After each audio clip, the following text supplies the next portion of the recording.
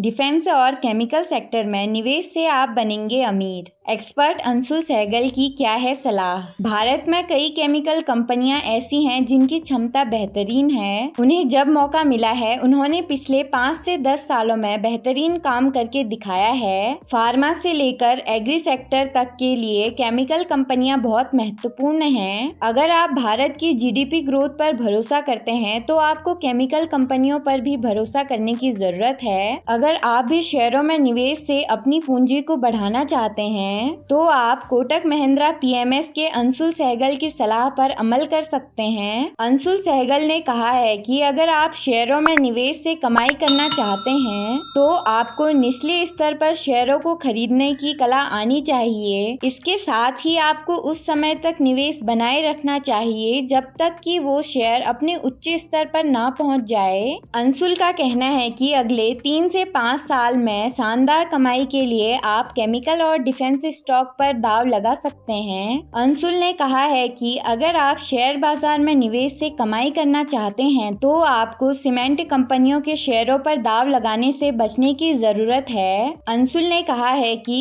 इस समय दुनिया भर में चाइना +1 मौके की तलाश की जा रही है। भारत इस मामले में दुनिया का पसंदीदा देश बनकर उभरा है, लेकिन अब तक ये साफ नहीं है कि क्या यूरोप +1 के रूप में भी भारत में केमिकल कंपनियों पर दाव लगाया जा सकता है या नहीं। इसकी वजह ये है कि भारत में सिर्फ एक सेक्टर है जो अपनी नॉलेज और कैपेबिलिटी के मामले में दुनिया को टक्कर देने की स्थिति में है, ये केमिकल सेक्टर है। अंशुल ने कहा है कि यूरोप में जब ऊर्जा की कीमतें अपने उच्च स्तर पर पहुंच गई हैं, तब दुनिया भर की कंपनियां अब चीन से सप्लाई चेन को डाइवर्सिफाई करना चाहती है। इसका फायदा भारत को मिलने जा रहा है। कई मामलों में भारत में कंपनियां आने लगी हैं और वो अपने मैन्युफैक्चरिंग प्लांट को यहाँ शिफ्ट करने लगी हैं। केमिकल कंपनियों के अच्छे फंडामेंटल वाले शेयर में निवेश करके आप 3 से 5 साल में अपनी पूंजी को दोगुना कर सकते हैं। अंशु सहगल ने कहा है कि इस तरह आप डिफेंस